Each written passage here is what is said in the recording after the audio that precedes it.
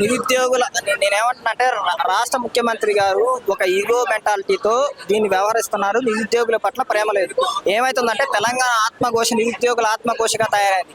ఆ గత ప్రభుత్వం 10 ఏళ్లలో ఇది ఏదైతే 3 సంవత్సరాల్లో నిరుద్యోగులకి న్యాయం జరగల, నిరుద్యోగుల ఆకాంక్షలకు న్యాయం జరగల, ఏదైతే నీళ్లు నిధులు నియామకాలని పోరాటం చేసినో ఆ నిధులు అనే అంశాలు వాళ్ళకే పోయినాయి, ఆ నియామకాల అంశాలు వాళ్ళకి పోయినాయి. తెలంగాణ ప్రజలకు రాలా, తెలంగాణ విద్యార్థులకు రాలా. ఇదే రేవంత్ రెడ్డి గారు గతంలో జీవో నెంబర్ 46లో ప్రతిపక్ష నాయకుడిగా ఉన్నప్పుడు ఏం మాట్లాడిడు? 3 సంవత్సరాలు అయింది మంత్రి సంఘ ఉప కమిటీ చేసి దాని మీద ఎందుకు రద్దు చేయట్లా, దాని మీద ఎందుకు మాట్లాడట్లా? నువ్వే చెప్పినావు కదా 130, 140 మార్కులు వచ్చి విద్యార్థులు ఉద్యోగాలు రాక చచ్చిపోయారు, ఆత్మహత్యలు చేసుకున్నాను నువ్వే మాట్లాడు కదా. వాళ్ళ పట్ల ఏం చేసినావు?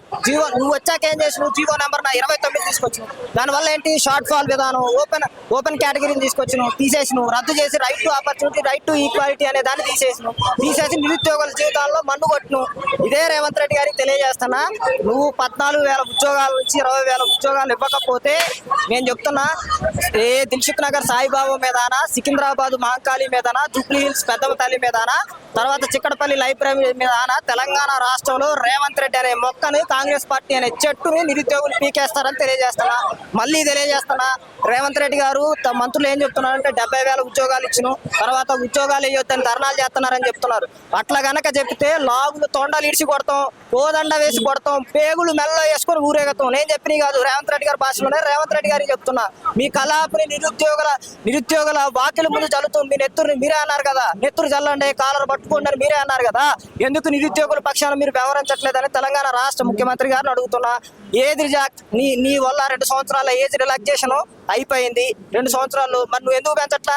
ఎస్ఐకి 38 సంవత్సరాలు పెంచాలి, పీసీకి 36 సంవత్సరాలు పెంచాలి. ఎందుకు పెంచట్లా? నువ్వు ఏజ్ రిలాక్సేషన్ రిటెన్షన్ ఎందుకు చేయట్లా? ముఖ్యమంత్రి గారు ఏదైతే వ్యవహరిస్తాడో, నేను 2 జూబ్లీ హిల్స్ గెలిచినా, ఒక స్థానిక సంస్థలు గెలిచినా, ఇక నేను తెలంగాణలో నేను తిరుగులేని దార్కాన్ని అయిపోతున్నా అంటే రేవంత్ రెడ్డి గారు ఒక ప్రభుత్వాన్ని కూల్చింది నిరుద్యోగులు, నీ ప్రభుత్వాన్ని నిలబెట్టింది నిరుద్యోగులు. గుర్తుపెట్టుకో, నిన్ను మళ్ళీ ఇదే నెలలో బొంద పెడతారు, పాతర పెడతారని తెలియజేస్తున్నా.